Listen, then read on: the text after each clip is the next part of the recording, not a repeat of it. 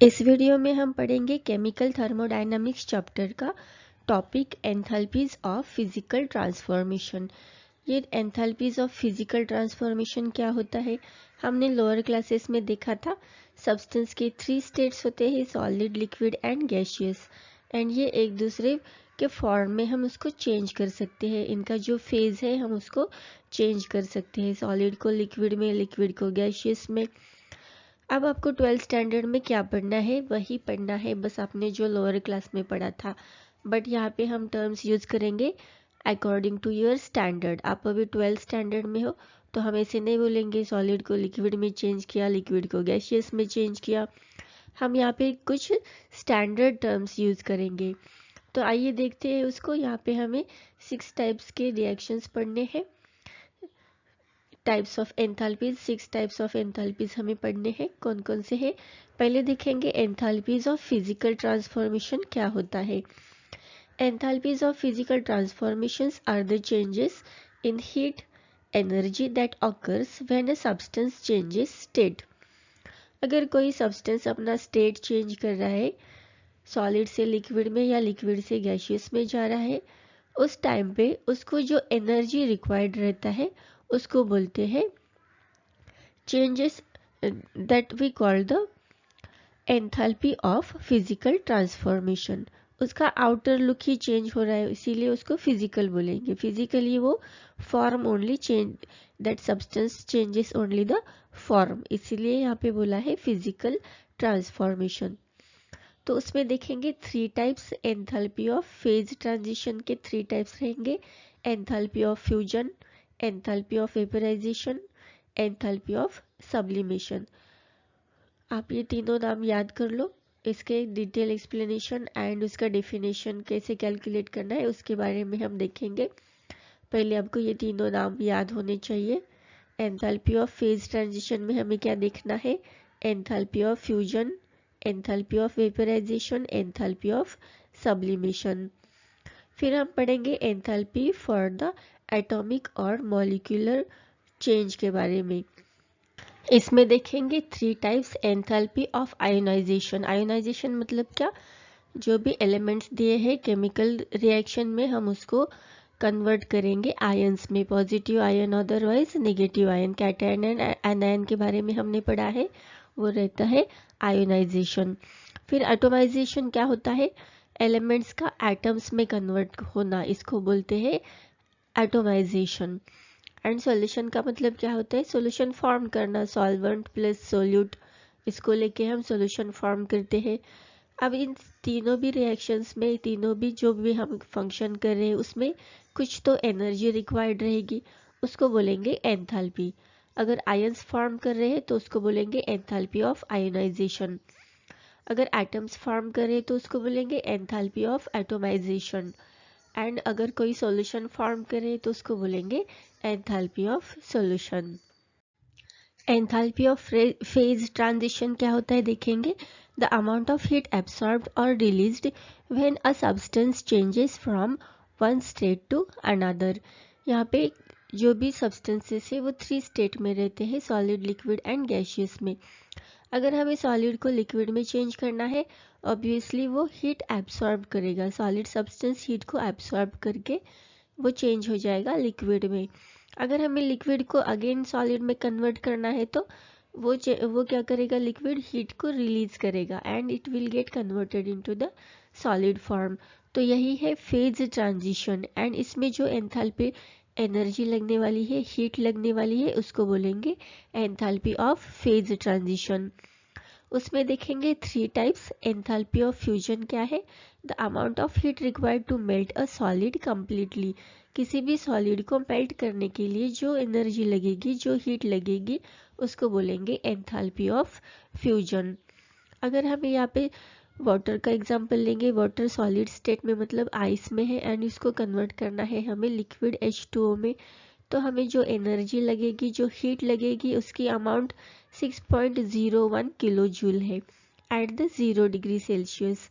तो इस जो भी वैल्यू दिया है हमें 6.01 किलो जूल पर मोल, इसको बोलेंगे enthalpy of fusion. Enthalpy of fusion मतलब क्या, सॉलिड स्टेट के सब्सटेंस को लिक्विड में कन्वर्ट करना, एंड उसके लिए जो हीट रिक्वायर्ड है उसको बोलेंगे enthalpy of fusion. Enthalpy of vaporisation मतलब क्या देखेंगे, definition, the amount of heat required to vaporise a liquid completely. Liquid state से वेपर स्टेट में अदरवाइज गैसियस स्टेट में सब्सटेंस को चेंज करने के लिए जो एनर्जी लगेगी, जो हीट लगेगी, उसको बोलेंगे एंथैल्पी ऑफ वेपराइजेशन। यहाँ पे एग्जांपल दिया है, वाटर, लिक्विड वाटर को हम कन्वर्ट करें गैसियस स्टेट में। अगर हम ये प्रोसेस करें 100 डिग्री सेल्सियस पे तो एंथैल्पी चेंज आएगा +40 किलो जूल्स, एंड अगर यही प्रोसेस हम 25 डिग्री सेल्सियस पे कर रहे थे तो हमें यहाँ पे एंथैल्पी का वैल्यू मिल जाएगा 44 किलो जूल। ये है एंथैल्पी ऑफ वेपराइजेशन। अब समझेंगे एंथैल्पी ऑफ सब्लिमेशन क्या होता है।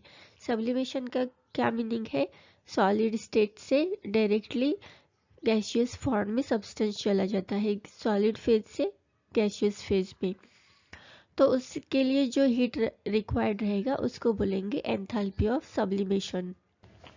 यहाँ पे वाटर को, सॉलिड स्टेट वाटर को हमने कन्वर्ट किया लिक्विड में, उसके लिए हमारे पास एंथैल्पी चेंज आ गया 6.01, एंड उसी लिक्विड को हमने गैसियस स्टेट में कन्वर्ट किया तो उसके लिए एंथैल्पी की वैल्यू आ गई 45.07। अभी हमारे पास दो वैल्यूज़ है एंथैल्पीज के, सॉलिड से लिक्विड में जाने के लिए एंड फिर लिक्विड से गैसियस स्टेट में कन्वर्ट करने के लिए। एंड थर्ड स्टेप में क्या लिखा है हमने, सॉलिड स्टेट से डायरेक्टली लिक्विड गैसियस स्टेट में कन्वर्ट हो रहा है, एंड उसके लिए एंथैल्पी का वैल्यू है 51.08। यहाँ पे हमें चेक करना है enthalpy of sublimation both steps में सेम है कि नहीं। अभी देखेंगे हम, पहले क्या किया हमने, सॉलिड वाटर को मतलब आइस को हमने गैसियस फॉर्म में चेंज किया, बट दो स्टेप में रिएक्शन किया हमने, तो उसके लिए हमारे पास एंथैल्पी का वैल्यू आ गया 6.01, एंड उसको ऐड करेंगे हम 45 + 07 से। क्यों, क्योंकि सॉलिड से गैसियस स्टेट में जाने के लिए कितना एंथैल्पी हमें, कितना इसकी वैल्यू मिली, एंथैल्पी की कितनी वैल्यू मिली, उसको टोटल करेंगे तो हमारे पास सॉलिड से गैसियस स्टेट में कन्वर्ट होने के लिए कितनी एंथैल्पी यहाँ पे यूज़ हो गई है उसका वैल्यू हमारे पास आ जाएगा। कैलकुलेट करेंगे यहाँ पे 8 0.5 + 6 11 कैरी 1 5 51.08 इतना वैल्यू आ गया हमारे पास। और अगर हम ये थर्ड रिएक्शन चेक करेंगे, H2O सॉलिड से डायरेक्टली गैसियस स्टेट में चेंज हुआ है तो इसका वैल्यू कितना आ गया 51.08। सेम ही है ये दोनों वैल्यू। हम अगर इस रिएक्शन को 2 स्टेप से करते हैं तभी भी 51.08 आ गया वैल्यू, एंड अगर हम 1 स्टेप में करेंगे तो भी सेम ही वैल्यू आ जाएगा। तो हम इससे क्या कंक्लूड कर सकते हैं, enthalpy of sublimation is a state function not the path function. ये पाथ पे डिपेंड नहीं है, ये initial state and final state पे डिपेंड है, तो आपको ये याद रखना है, enthalpy of sublimation is the state function. अब हम देखेंगे एंथैल्पी फॉर द एटॉमिक और मॉलिक्यूलर चेंज। अब जो भी हमें 1 मोल ऑफ सब्सटेंस मिला है उसको एटम में कन्वर्ट करने के लिए, अदरवाइज मॉलिक्यूल्स में कन्वर्ट करने के लिए जो भी एनर्जी लगेगी उसको बोलेंगे एंथैल्पी फॉर द एटॉमिक और मॉलिक्यूलर चेंज। तो देखेंगे उसको, एंथैल्पी ऑफ एटोमाइजेशन क्या होता है, इसको कैसे डिनोट करते हैं हम, delta ATOM atom and H, इसका मतलब है change in enthalpy for the atoms, atomisation, enthalpy of atomisation. तो इसका डेफिनेशन देखेंगे, the amount of energy required to break all the covalent bond within 1 mole of substance separating its constituent atoms into individual gaseous atom। हमें जो भी 1 mole of substance मिला है gaseous substance, उसमें जो एटम्स है उनको सेपरेट करना है, उनमें जो भी इंडिविजुअल एटम है उसको सेपरेट करने के लिए जो एनर्जी लगेगी उसको बोलेंगे एंथैल्पी ऑफ एटोमाइजेशन। इसको कैसे मेजर करेंगे हम, इसका मेजर करने का यूनिट है किलो जूल पर मोल। इसको लिखेंगे, इसको लिखने का तरीका है KJ पर का मतलब होता है स्लैश एंड मोल, अदरवाइज इसको मोल एंड उसके सर के ऊपर -1 भी लिखते हैं हम। इसको अदर फॉर्म में कैसे लिखेंगे, KJ मोल, स्लैश नहीं लिखना है तो इसको -1 लिखना है। यह है unit to measure the enthalpy of atomisation. Enthalpy को मेजर करने का यूनिट है ये, कौन से भी एंथैल्पी हो तो इसी में मेजर करते हैं हम, किलो जूल पर मोल में। यहाँ पे एग्जांपल लिया है, सपोज हमें हाइड्रोजन का H2 में जो भी हाइड्रोजन हाइड्रोजन बॉन्ड है उसको ब्रेक करना है और हमें बनाना है nascent hydrogen atom, single single hydrogen atom को हमें बनाना है। इसके लिए जो एनर्जी लगेगी उसको बोलेंगे enthalpy of atomisation. Factors affecting enthalpy of the atomisation. अगर एंथैल्पी ऑफ एटोमाइजेशन पे एंथैल्पी ऑफ एटोमाइजेशन कैलकुलेट करना है हमें, तो इस पे कौन कौन से फैक्टर्स अफेक्ट करेंगे। फर्स्ट रहेगा बॉन्ड स्ट्रेंथ। अगर हमें कोई तो गैस 1 मोल ऑफ गैस मिला है एंड उसमें सपोज बॉन्ड दिया है हमें carbon triple bond carbon, and another gas 1 mole of gas मिला है जिसमें कार्बन का बॉन्ड है कार्बन सिंगल बॉन्ड कार्बन। तो ऑब्वियस है जिसमें 3 बॉन्ड से 3 ट्रिपल बॉन्ड से हमें इसको ब्रेक करने के लिए ज़्यादा एनर्जी लगेगी in the comparison of carbon single bond carbon से। तो यहाँ पे बॉन्ड स्ट्रेंथ भी मैटर करता है। अगर बॉन्ड स्ट्रांग है तो एंथैल्पी ऑफ एटोमाइजेशन ज़्यादा रहेगा। फिर उसके मॉलिक्यूलर स्ट्रक्चर भी डिपेंड करेगा एंथैल्पी ऑफ एटोमाइजेशन के लिए। मॉलिक्यूलर स्ट्रक्चर में क्या क्या रहेगा उसमें, अगर कॉम्प्लेक्स मॉलिक्यूलर स्ट्रक्चर दिया है जैसे ऑक्टाहेड्रल स्ट्रक्चर है, SF6 का कैसा रहता है, SF6 का ऑक्टाहेड्रल स्ट्रक्चर रहता है। एंड सपोज हमें Cl2 दिया है 1 mole of HF6 and Cl2, suppose यहाँ पे मैं जस्ट आपको एक एग्जांपल समझा रही हूँ, बट SF6 का बहुत ही कॉम्प्लिकेटेड मॉलिक्यूलर स्ट्रक्चर रहता है और Cl2 का बस लीनियर रहता है, Cl सिंगल बॉन्ड Cl। तो लीनियर स्ट्रक्चर अगर मॉलिक्यूल का है तो उसको ब्रेक करने के लिए वो इजी है then the complex structure of the molecule दी। तो इसीलिए यहाँ पे दिया है मॉलिक्यूलर स्ट्रक्चर भी मैटर करता है, ये भी अफेक्ट करता है एंथैल्पी ऑफ एटोमाइजेशन पे। फिर है टाइप्स ऑफ बॉन्डिंग। यहाँ पे हमें पता है कोई भी केमिकल फार्मूला बन रहा है तो ये उसमें कौन कौन से बॉन्ड होते हैं। एक तो कोवैलेंट बॉन्ड होता है, otherwise metallic bond and ionic bond. इनमें सबसे इजी है कोवैलेंट बॉन्ड को ब्रेक करना in the comparison of metallic और आयोनिक बॉन्ड।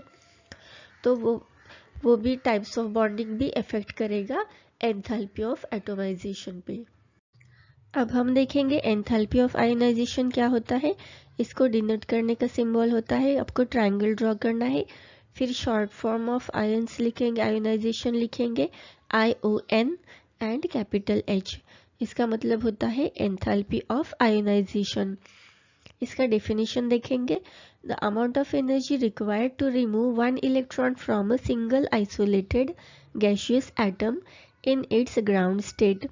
आइसोलेटेड मतलब क्या होता है, नेसेंट एटम को आपको यहाँ पे कंसीडर करना है। सपोज हम क्या करते हैं, क्लोरीन का एटम लेंगे तो हमेशा Cl2 ऐसा लिखते हैं, बट यहाँ पे आइसोलेटेड गैसियस एटम बोला है तो हमें क्या करना है, बस Cl को लेना है, एक ही Cl एटम, और उसमें से इलेक्ट्रॉन को रिमूव करना है। तो इस प्रोसेस को क्या बोलते हैं, एंथैल्पी ऑफ आयोनाइजेशन। और जैसे कि मैंने आपको बताया है एंथैल्पी हम मेजर करते हैं किलो जूल पर मोल में, तो एंथैल्पी ऑफ आयोनाइजेशन ऑल्सो हम मेजर करेंगे by the unit kilo joule per mole. अब हम पढ़ेंगे important factors affecting the ionisation enthalpy. Ionisation of enthalpy पे कौन से फैक्टर्स अफेक्ट करते हैं, उसमें फर्स्ट देखेंगे न्यूक्लियर चार्ज। न्यूक्लियर चार्ज कैसे अफेक्ट करता है एंथैल्पी ऑफ आयोनाइजेशन पे, यहाँ पे हम दो एग्जांपल लेंगे। सपोज हमने लिया nascent hydrogen and sodium, suppose इसमें से हमें इलेक्ट्रॉन को रिमूव करना है, तो ये न्यूक्लियर चार्ज कैसे इफेक्ट करेगा। सपोज ये हाइड्रोजन का न्यूक्लियस है, ये इसका फर्स्ट ऑर्बिट रहेगा और इसमें एक इलेक्ट्रॉन रहेगा। फिर हम लेंगे सोडियम का, ये न्यूक्लियस रहेगा उसका फिर ये फर्स्ट ऑर्बिट में 2 इलेक्ट्रॉन्स जाएंगे, सेकेंड ऑर्बिट में जाएंगे 8 इलेक्ट्रॉन्स एंड थर्ड ऑर्बिट में रहेगा 1 इलेक्ट्रॉन। अभी हमारा टास्क क्या है, ये आउटर मोस्ट इलेक्ट्रॉन जो दोनों में भी 1 इलेक्ट्रॉन है उसको क्या करना है, हमें रिमूव करना है। सॉरी, रिमूव नहीं करना है, उसमें से इलेक्ट्रॉन को हमें रिमूव करना है, इलेक्ट्रॉन हमें निकालना है उससे। इसमें भी हाइड्रोजन में आउटर मोस्ट इलेक्ट्रॉन 1 ही है एंड सोडियम में भी आउटर मोस्ट 1 इलेक्ट्रॉन है। इनका आयोनाइजेशन करना है, तो न्यूक्लियर चार्ज कैसे इफेक्ट करेगा इस पे, हमें कौन से एटम में ज़्यादा एनर्जी लगेगी, ऑब्वियसली सोडियम में। क्यों? क्योंकि इसमें न्यूक्लियर चार्ज, न्यूक्लियस पे कौन सा चार्ज होता है, पॉजिटिव चार्ज होता है, वो अफेक्ट करता है आउटर मोस्ट इलेक्ट्रॉन पे। उसको कितना ज़्यादा टाइटली बॉन्ड करके रखा है न्यूक्लियस के साथ, उस पर डिपेंड रहेगा न्यूक्लियर चार्ज। यहाँ पे फर्स्ट ही ऑर्बिट में इलेक्ट्रॉन प्रेजेंट है, तो ऑब्वियसली उसका न्यूक्लियस से डिस्टेंस जो है वो कम है और उस पर न्यूक्लियर चार्ज जो अफेक्ट करेगा वो ज़्यादा है। एंड सोडियम के केस में क्या है, न्यूक्लियस को कितने ऑर्बिट्स के बाद मिल रहा है इलेक्ट्रॉन, यहाँ पे 1 ऑर्बिट 2 एंड थर्ड ऑर्बिट में इलेक्ट्रॉन मिल रहा है, इतना दूर है न्यूक्लियस से, तो ऑब्वियसली ये न्यूक्लियस जो है वो कम अफेक्ट करेगा ये आउटर मोस्ट इलेक्ट्रॉन पे। तो इस केस में ionisation enthalpy of hydrogen will be more than the ionisation enthalpy of the sodium. ये हो गया न्यूक्लियर चार्ज। अब देखेंगे atomic radius, same nuclear charge के जैसे आपको एटॉमिक रेडियस में कंसीडर करना है। Smaller the atoms have electrons closer to the nucleus making them harder to remove. अगर न्यूक्लियस के पास है इलेक्ट्रॉन्स तो उसको ऑब्वियसली हमें ज़्यादा एनर्जी लगेगी उसको रिमूव करने के लिए, आयोनाइज करने के लिए। तो atomic radius also equal amount पे न्यूक्लियर की जैसे ही वो अफेक्ट करता है। शील्डिंग इफेक्ट क्या होता है, शील्डिंग इफेक्ट मतलब कितने जो भी वो इलेक्ट्रॉन है, आउटर मोस्ट इलेक्ट्रॉन है, उसको कितने ऑर्बिट्स ने प्रोटेक्ट किया है न्यूक्लियस से। अगर हम यही सेम केस लेंगे हाइड्रोजन का एंड सोडियम का, अगर आउटर मोस्ट इलेक्ट्रॉन देखेंगे इसको कितने ऑर्बिट्स ने प्रोटेक्ट किया है, 2 मोर ऑर्बिट्स ने प्रोटेक्ट किया है न्यूक्लियस से, तो वो होता है शील्डिंग इफेक्ट। कितने ऑर्बिट्स बीच में आते हैं न्यूक्लियस के एंड आउटर मोस्ट इलेक्ट्रॉन को, उसको बोलते हैं shielding effect. Obviously it will also affect the ionisation enthalpy. ये 3 फैक्टर्स है, nuclear charge, atomic radius and shielding effect, जो अफेक्ट करते हैं आयोनाइजेशन एंथैल्पी पे। एंथैल्पी ऑफ सॉल्यूशन क्या होता है देखेंगे, इसको डिनोट करेंगे सिंबल डेल्टा ट्रायंगल लिखेंगे, फिर इसको सॉल्यूशन को शॉर्ट फॉर्म में SOLN लिखेंगे एंड कैपिटल H। ये इसका मीनिंग होता है एंथैल्पी ऑफ सॉल्यूशन। सॉल्यूशन कैसे बनाते हैं हम, सोल्यूट एंड सॉल्वेंट से, बस इसी को बोलते हैं, इसी सॉल्यूशन को फॉर्म करने के लिए जो एनर्जी लगता है उसको बोलते हैं एंथैल्पी ऑफ सॉल्यूशन। यहाँ पे एग्जाम्पल में देखेंगे, सोडियम क्लोराइड का हमने सोडियम क्लोराइड लिया है, उसको वाटर में डिसॉल्व करना है। एक्वियस मतलब क्या, वाटर, वाटर होता है, वाटर का सॉल्यूशन बनाएंगे। यहाँ पे NaCl will act as a solute, water will be the solvent and हमने बनाया NaCl एक्वियस, मतलब NaCl का वाटर में सॉल्यूशन, तो ये हो जाएगा पूरा टोटल, उसको बोलेंगे सॉल्यूशन, NaCl का सॉल्यूशन बोलेंगे। और इसमें एंथैल्पी जो क्रिएट हुई, इसमें एनर्जी जो लगी है वो है 4 किलो जूल, तो इसको बोलेंगे एंथैल्पी ऑफ सॉल्यूशन। ये 2 टाइप्स के होते हैं, पॉजिटिव एंड निगेटिव। अगर किसी भी सॉल्यूशन को बनाने के लिए अगर हीट प्रोवाइड करना पड़ता है सॉल्यूट को डिसॉल्व करने में, सॉल्यूट को डिसॉल्व करने के लिए सॉल्वेंट में, तो उसको बोलेंगे एंडोथर्मिक रिएक्शन। अगर वो कोई सॉल्यूट डिसॉल्व हो रहा है सॉल्वेंट में एंड सॉल्यूशन बना रहा है, इस टाइम पे अगर वो सॉल्यूशन हॉट लग रहा है हमें आफ्टर टचिंग इट, तो वो बोलेंगे एक्सोथर्मिक रिएक्शन है एंड इसमें एंथैल्पी ऑफ सॉल्यूशन नेगेटिव आ जाएगा। जब भी हीट रिलीज होता है तो वैल्यू निगेटिव आता है। एंथैल्पी ऑफ सॉल्यूशन का वैल्यू निगेटिव कब आएगा? जब in the case of exothermic reaction, and endothermic reaction में एंथैल्पी ऑफ सॉल्यूशन का वैल्यू आ जाएगा positive. Factors affecting the enthalpy of solution, कौन कौन से फैक्टर सॉल्यूशन के एंथैल्पी पे अफेक्ट करते हैं उसको देखेंगे। Lattice energy and hydration enthalpy होता है। कौन से फैक्टर्स अफेक्ट करते हैं? वन है लैटिस एनर्जी एंड सेकेंड है हाइड्रेशन एंथैल्पी। अब हम समझेंगे लैटिस एनर्जी क्या होता है। The energy required to break apart the ionic bond in a solid solute, उसको बोलते हैं लैटिस एनर्जी। सॉलिड, हम कोई भी सॉल्यूट लेते हैं तो वो सॉलिड फॉर्म में लेंगे तो उसके जो भी बॉन्ड्स ब्रेक करने पड़ेंगे उसको बोलेंगे lattice energy. And hydration enthalpy का किसको बोलेंगे? The energy released when solvent molecule surrounds and interact with the dissolved ions. जब ये सॉलिड सोल्यूट हम सॉल्वेंट में डालेंगे तो वो क्या हो जाएगा? सॉल्वेंट मतलब वाटर मॉलिक्यूल यहाँ पे लेंगे एग्जांपल, तो वो water molecule of the solvent will be get surrounded with the solute molecules, तो उसको बोलेंगे हाइड्रेशन एंथैल्पी। इसको हम लैटिस एनर्जी को एंड हाइड्रेशन एनर्जी को समझेंगे एक एग्जांपल के द्वारा।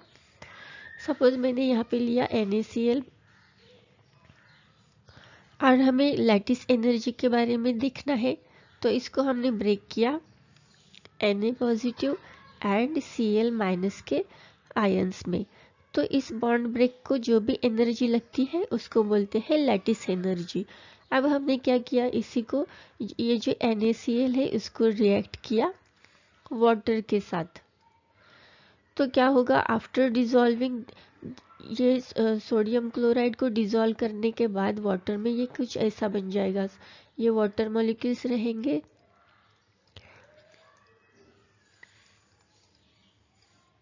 और ये सराउंडिंग ये क्या करेंगे, ये NaCl के मॉलिक्यूल्स के चारों ओर में रहेंगे। ये वाटर मॉलिक्यूल्स यहाँ पे रहेगा H2 सारे इसके जो भी एटम्स आयंस है इनके सबके इन आयंस के सराउंडिंग में रहेंगे वाटर मॉलिक्यूल्स। इसको बोलेंगे hydration enthalpy. The energy released when the solvent molecule surrounds and interact with the dissolved ions. यहाँ पे सॉलिड के हमने बॉन्ड ब्रेक किए Na plus and Cl minus में, एंड इस सॉलिड NaCl को हमने किस में डिजॉल्व किया? वाटर में। सॉल्वेंट कौन सा यूज किया? वाटर। तो क्या किया इस वाटर मॉलिक्यूल्स ने? इसने सराउंड किया सोडियम के आयंस को एंड क्लोरीन के आयंस को, उसको बोलेंगे हाइड्रेशन एंथैल्पी। हाइड्रेशन मतलब क्या? वाटर के मॉलिक्यूल्स ने उसको सराउंड किया है, ये होता है हाइड्रेशन एंथैल्पी। तो ये दो फैक्टर्स अफेक्ट करते हैं एंथैल्पी ऑफ द सॉल्यूशन पे। अब हम सॉल्व करेंगे एंथैल्पी ऑफ फिजिकल ट्रांसफॉर्मेशन पे PYQs। यहाँ पे आपको फर्स्ट क्वेश्चन दिया है, when 2.3 gram of gaseous sodium is ionised 49.4 kilojoule of heat is required, what is enthalpy of ionisation of sodium. यहाँ पे आपको सोडियम 2.3 ग्राम दिया है, ग्राम में दिया है, तो आपको इसको क्या करना पड़ेगा? कन्वर्ट करके लेना पड़ेगा मोल्स में, क्योंकि हम जो भी आयोनाइजेशन ऑफ फिजिकल ट्रांसफॉर्मेशन है उसको सबको कंसिडर करते हैं 1 मोल के केस में। तो पहले 2.3 ग्राम्स ऑफ गैसियस सोडियम को कन्वर्ट कर लेंगे मोल्स में। तो हमें पता है नंबर ऑफ मोल्स कैलकुलेट करने का फॉर्मूला क्या है, given mass of a substance upon molecular mass of the substance. Sodium का मॉलिक्यूलर मास कितना है? यहाँ पे 23, तो ये हमारे पास आ जाएगा 0.1। फिर हम क्या करेंगे, 0.1 मोल को कितने हीट रिक्वायर्ड है? 49.4 किलो जूल।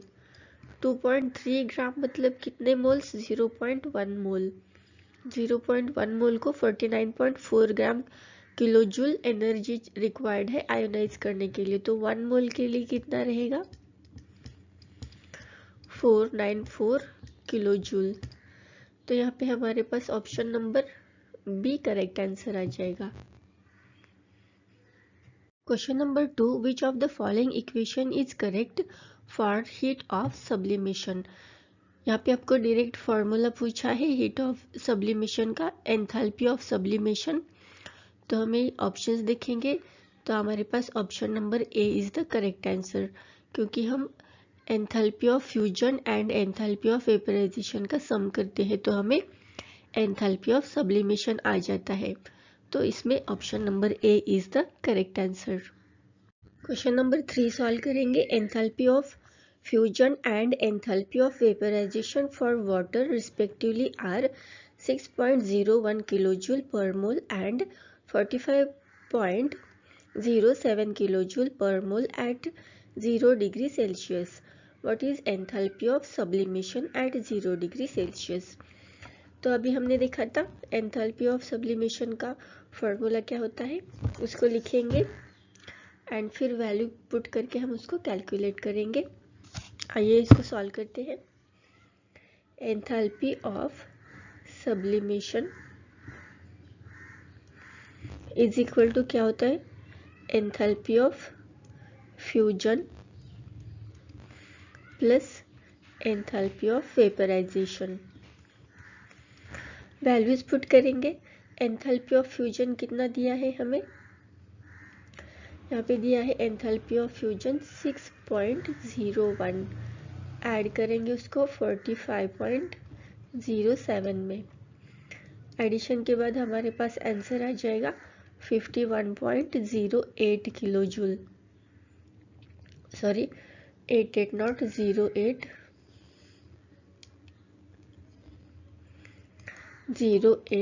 Kilo joule. यहाँ पे ऑप्शंस चेक करेंगे तो option B is the correct answer. Question number 4, for NaCl enthalpy of solution is 4 kilojoule per mole and lattice enthalpy is 790 kilojoule per mole. What is the hydration enthalpy of NaCl? यहाँ पे हमें hydration enthalpy पूछा है। पहले लिखेंगे क्या क्या दिया है। यहाँ पे एंथैल्पी ऑफ सॉल्यूशन दिया है SOL, कितना दिया है सॉल्यूशन का 4 किलोजूल पर मोल। फिर हमें दिया है लैटिस एंथैल्पी, कैपिटल L से डिनोट करते हैं इसको, it is 790 kilojoule per mole. Then हमें पूछा है what is the enthalpy of hydration, हमें कैलकुलेट करना है। तो हमें फॉर्मूला पता है, यहाँ पे लिखेंगे enthalpy of solution is equal to enthalpy of lattice energy plus enthalpy of hydration. Values put करेंगे। सॉल्यूशन का एंथैल्पी 4 है, लैटिस एनर्जी हमें दिया है 790 एंड हमें निकालना है एंथैल्पी ऑफ हाइड्रेशन को। तो इसको कन्वर्ट कर लेंगे इस फॉर्मूले को। Enthalpy of hydration is equal to ये आ जाएगा 4 minus 790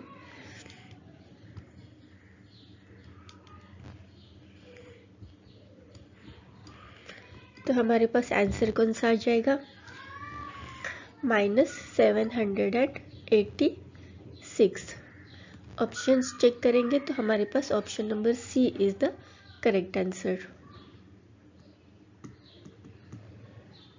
question number 5, if lattice enthalpy and hydration enthalpy of KCl are 699 kilojoule per mole and minus 681.8 kilojoule per mole respectively, what is the enthalpy of solution of the potassium chloride?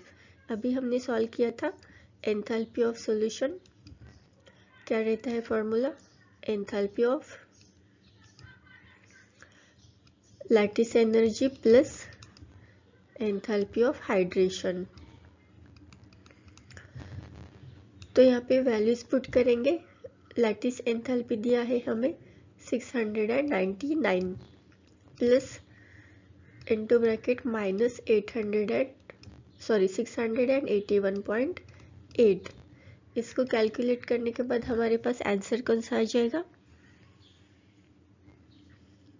17.20 kilo joule per mole. Option number D is the correct answer. Question number 6, which from the following equations is an example of sublimation process? sublimation process कौन से reaction में दिया है ये हमें बताना है। Options check करेंगे। Sodium gaseous state get changes into the gaseous state only, it is not the sublimation। Second option liquid to solid convert हुआ है, तो ये भी एग्जाम्पल नहीं है। फिर gaseous chlorine to chlorine only and it is also gaseous form. But fourth option अगर check करेंगे तो वाटर सॉलिड में है in the reactant and product में वो बना है गैसियस स्टेट का वाटर। तो ये एग्जाम्पल है सब्लिमेशन का। तो इस क्वेश्चन के लिए option number D correct answer आ जाएगा। Question number 7, the heat of vaporisation of water is 40.4 kilojoule per mole. What is the enthalpy change of evaporation of 100 gram of water at the same temperature. यहाँ पे हमें क्या दिया है? Heat of vaporisation is 40.4 kilojoule per mole. Water के पर mole में मतलब 1 मोल के लिए इसका दिया है वैल्यू हीट ऑफ वेपराइजेशन का 40.4 किलोजूल। बट वाटर का 1 मोल मतलब कितने ग्राम होता है? उसमें रहता है H2O को कैलकुलेट करेंगे तो ऑक्सीजन रहता है 16 प्लस 2 हाइड्रोजन, ये हो गया 18। इसका मतलब है 18 ग्राम ऑफ वाटर के लिए हमें हीट ऑफ वेपराइजेशन चाहिए 40.4 किलो जूल। तो हमें यहाँ पे क्वेश्चन में पूछा है enthalpy change of evaporation for 100 gram of water, तो उसमें कितनी हीट चाहिए अब हमें इवेपोरेट करने के लिए 100 ग्राम को। तो इसको x समझेंगे, सॉल्व करेंगे। फिर x इज इक्वल टू क्या आ जाएगा? 100 इंटू 40.4, यहाँ पे क्रॉस मल्टीप्लिकेशन आ जाएगा। ऐसे क्रॉस मल्टीप्लिकेशन करके सॉल्व करेंगे इसको। 100 इंटू 40.4 डिवाइडेड बाय 18 आ जाएगा। इसको सॉल्व करेंगे तो हमारे पास आंसर आ जाएगा 224.4 किलो जूल। ऑप्शंस चेक करेंगे तो option C is the correct answer. Question number 10, calculate heat required to convert 9 gram of liquid water to water vapours from following equation. अगर हम ये इक्वेशन देखेंगे तो हमें क्या समझ में आ रहा है? इसमें पहले 1 मोल ऑफ वाटर प्रिपेयर किया है and 1 mole of liquid water का गैसियस फॉर्म में कन्वर्ट किया है। उसमें पहले हम निकालेंगे 1 मोल ऑफ वाटर का। इस रिएक्शन में 1 मोल ऑफ वाटर को गैसियस स्टेट में जाने के लिए कितनी एंथैल्पी लगी, कितनी एनर्जी लगी। तो ये कैसे आ जाएगा हमारे पास? हम क्या करेंगे, पहले इसको -57 plus 68.3 difference between enthalpies of the two steps, 2 step के एंथैल्पी का डिफरेंस लेंगे तो ये हमारे पास आ जाएगा 11.3। तो 11.3 इतनी एंथैल्पी, इतनी हीट रिक्वायर्ड है 1 मोल ऑफ वाटर को कन्वर्ट करने के लिए गैसियस में। तो अभी हमने देखा था 1 मोल ऑफ वाटर मतलब कितना होता है? 18 ग्राम्स ऑफ वाटर। उसके लिए हीट रिक्वायर्ड है 11.3। हमें क्वेश्चन में पूछा है 9 ग्राम्स ऑफ वाटर के लिए कितनी हीट रिक्वायर्ड है। तो इसको कैलकुलेट कर लेंगे। x इज इक्वल टू ये आ जाएगा 9 इंटू 11.3 अपॉन 18। इसको कैलकुलेट करने के बाद हमारे पास क्या आ जाएगा आंसर? 5.65। इतनी एनर्जी रिक्वायर्ड है।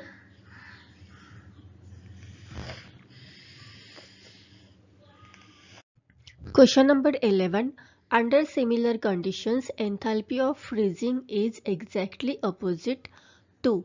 Options are enthalpy of fusion, enthalpy of vaporization, enthalpy of solution, enthalpy of atomization। हमें पता है फ्यूजन का ही अपोजिट होता है फ्रीजिंग, तो इसमें अगर देखेंगे तो चेक करेंगे option number A is the correct answer. Enthalpy of fusion is exactly opposite।